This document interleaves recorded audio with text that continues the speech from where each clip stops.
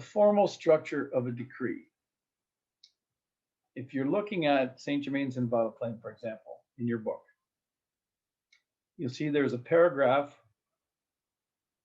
that begins in the name of the beloved, mighty, victorious presence of God. That paragraph is the preamble. Then there are the rhyming paragraphs, and you see the refrain is the one that alternates in between the verses. And that is called the body of the decree.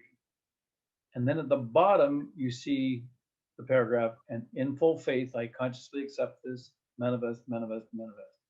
That's the sealing, the closing, the anchoring of the energies. Now, that is the formal structure of a decree, and we often give the decrees without the preamble, and some of them don't have preambles. You can add preambles. And it's all a matter of how much time you've got and what is the work that you're doing. You can give one preamble and then 10 different decrees and then one closing paragraph. The purpose of the preamble is to set up the authority to command the flow of light. So we can compare that to the Lord's Prayer. And we talked about that in the Science of the Spoken Word. When Jesus taught the apostle to pray, he said, pray in this manner, in the name of the Father and of the Son and of the Holy Spirit. And we talked about why Jesus said that.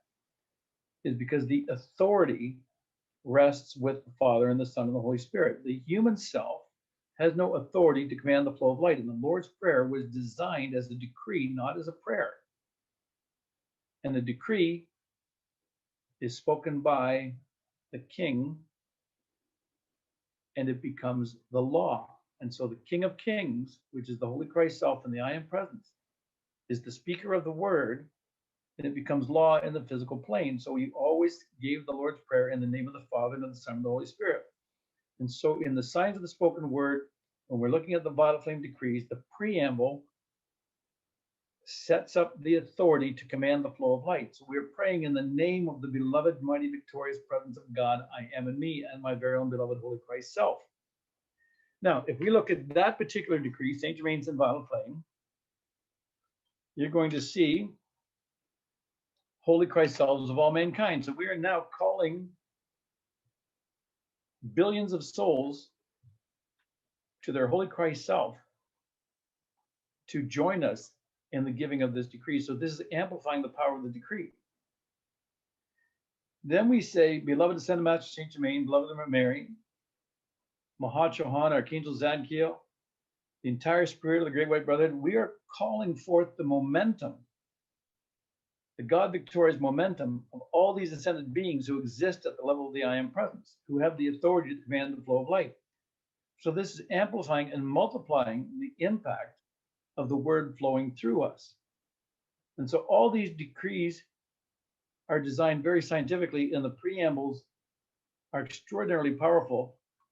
We talk about being specific in the use of the Science of the Spoken Word, and the more specifically you decree, the more accurately and effectively the light can perform its work. And so in the second paragraph of the preamble, I invoke the mighty presence and power of your full gathered momentum of service to the light of God that never fails, and I command that it be directed throughout my entire conscious being and world, through my affairs, the activities of the Summit Lighthouse, all cinematic activities world without end.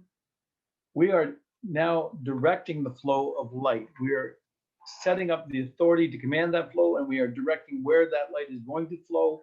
And then we actually give the decree, which is the pouring forth of the light into where we just directed it.